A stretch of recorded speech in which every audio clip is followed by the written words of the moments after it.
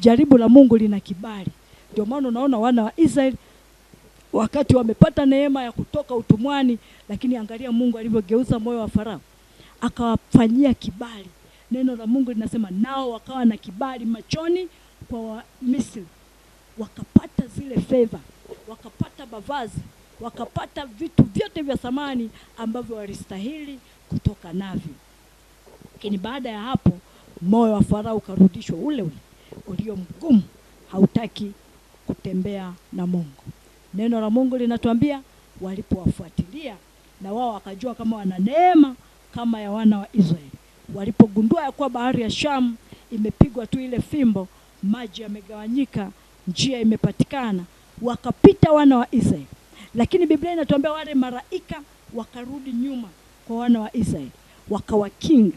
Walipoona kwamba wote wameenda, Biblia inatuambia Moses akapiga tena maji. Farao hakujua kama ile ilikuwa ni ishara ya Mungu kuwavusha watu wake, ile anavyosema nitafanya njia pasipo na njia.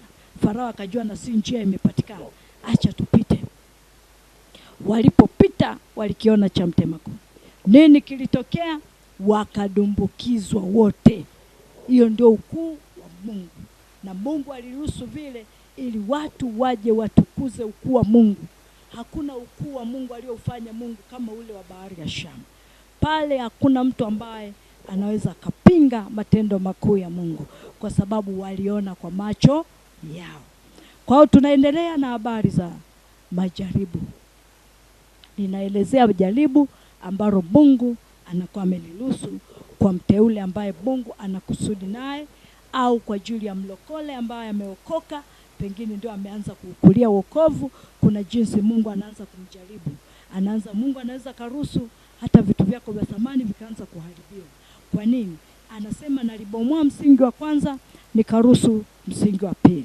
Kwa hiyo msingi wa kwanza Mungu anaashumu kwamba wewe mtu labda ulipata vitu vyako kwa rushwa, pengine ulikuwa unanunuliwa tu na wame za watu, pengine ulikuwa unajipatia kwa fedha za uwizi kazini. Kwa hiyo Mungu huwa anavipukutisha vyote, anakurudisha zilo. Na ndio maana wengi waliookoka wanarudi nyuma. Wakishaona tu yale majaribu kidogo, wanasema hapana, hii hatuwezi. Kumbe tuliambiwa na wale wainjilisti kwamba kwa Mungu kuna raha, kwa Yesu Kristo kuna furaha, kwa Yesu Kristo kuna kila kitu. Kumbe tena tunaanza kubomolewa vitu vyetu. Hapana.